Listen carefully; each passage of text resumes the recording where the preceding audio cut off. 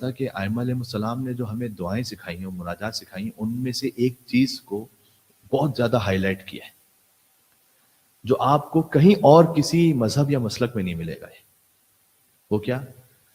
جب رزق کی دعا مانگتے ہیں، میں ایک نعمت ہے کہ جس کی جانب آپ لوگوں کو متوجہ کرنا چاہ رہا ہوں، اور اس جانب ائمہ علیہ السلام نے کہا کہ اللہ تعالیٰ سے ایسے بات کرو، کلام کرو.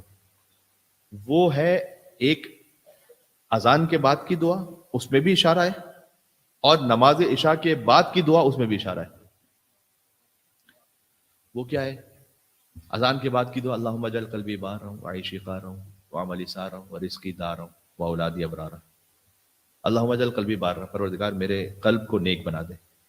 اللہم اجعل قلبی بارا وعیشی قارا، میری زندگی کو سکون اور آرام کے ساتھ بنا دے. اللہم اجعل قلبی بارا وعیشی قارا وعملی سارا ورزقی دارا، اور میرے رزق کو میرے گھر کے قریب قرار دے دے. آپ کو یہ دعا اس مفہوم کے ساتھ اور جگہوں پہ نہیں ملے گی سوائے اہل بیت اطہار کے کلام کے.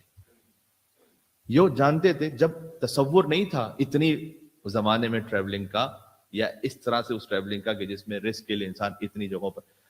آج بہت زیادہ بڑھ گیا نا، آج ہر دوسرا انسان ٹریول کرتا. لیکن ائمہ علیہ السلام نے کہا کہ اللہ سبحانہ وتعالیٰ سے مانگو، یہ بھی ایک نعمت ہے تاکہ زندگی میں ایک سکون رہے، اسپیشلی فیملی لائف. اس میں آپ اپنے آپ کو وقت دے سکیں، اپنے بچوں کو وقت دے سکیں کہ پروردگار میرا رزق میرے اپنے مقام پر قرار دے. دعا ہے، ایک بلیسنگ ہے یہ. تو جنہیں نصیب ہے انہیں اس بلیسنگ پر اللہ سبحانہ وتعالیٰ کا شکر بجا لانا چاہیے اور اس کا احساس رکھنا چاہیے. اور نماز عشاء کے بعد کی جو دعا ہے کہ اللہم انہ لیس لی علم بموضع رزقی وانما اطلبه بخطرات تخطر على قلبی فاجول فی طلبه البلدان فانا طالب کالحیران لا ادری فی سہل هو ام فی جبل ام فی ارض ام فی سماء ام فی بر ام فی بحر وعلى يدي من ومن قبل من وقد علمت ان علمه عندك واسبابه بيدك وانت الذي تقسمه بلطفك وتسببه برحمتك اللهم فصل على محمد وآله فاجعل يا رب رزقك لي واسعا ومطلبه سهلا ومأخذه قريبا. صادق آل محمد کی سکھلائی بھی دعا. امام جعفر صادق اسلام پر ایک مل کے صلوات بھیجے گا محمد و آل محمد پر. محمد و آل محمد. پروردگار میں نہیں جانتا کہ تو نے میرا مقام رزق کہاں لکھا ہوا ہے.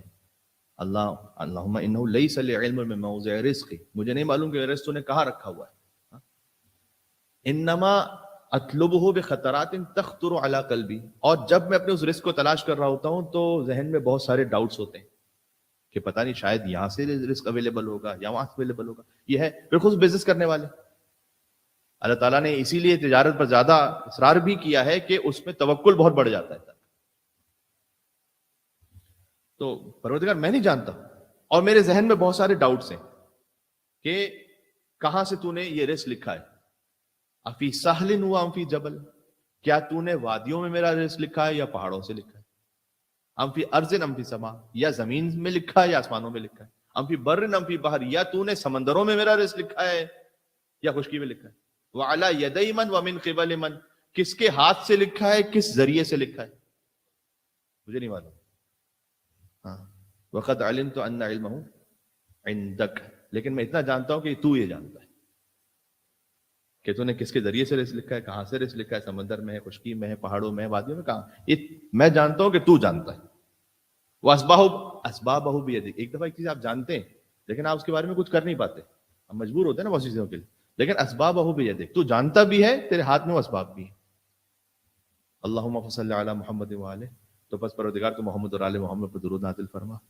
یہ امام نے سکھایا کہ جب کوئی دعا مانگنے لگو تو پھر درود بھیجو. وجعل یا رب رزقک لی واسعا، اور اپنی جانب سے میرے رزق کو وسیع بنا دے. ومطلبہ سہلا، اس کے حاصل کرنے کے مقام کو آسان بنا دے.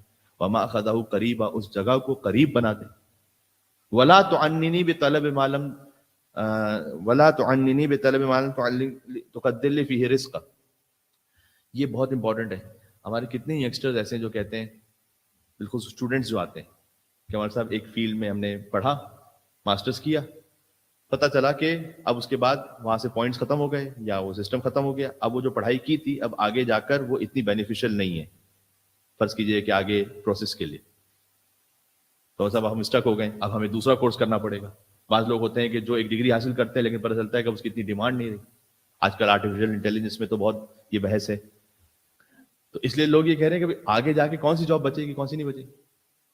امام علیہ السلام نے کیسا جملہ ارشاد فرمایا ہے, خدا محیط قیامت تک کے لیے, وَلَا تُعَنِّنِي بِطَلَبِ مَا لَمْ تُقَدِّرْ لِي فِيهِ رِزْقًا, پروردگار مجھے ان زحمتوں میں نہیں ڈال دینا کہ جہاں سے تو نے میرا رزق لکھا ہوا ہی نہیں ہے, ان راستوں میں نہیں ڈال دینا مجھے کہ میں اتنی کوشش کروں آخر میں وہاں کچھ نہیں تھا. کتنی خوبصورت دعا ہے, سلام ہے ائمہ علیہ السلام کہ جنہوں نے ان دعاؤں کے ذریعے ان چیزوں کو ہمیں سمجھایا, اس طرف ہماری رہنمائی فرمائی ہے.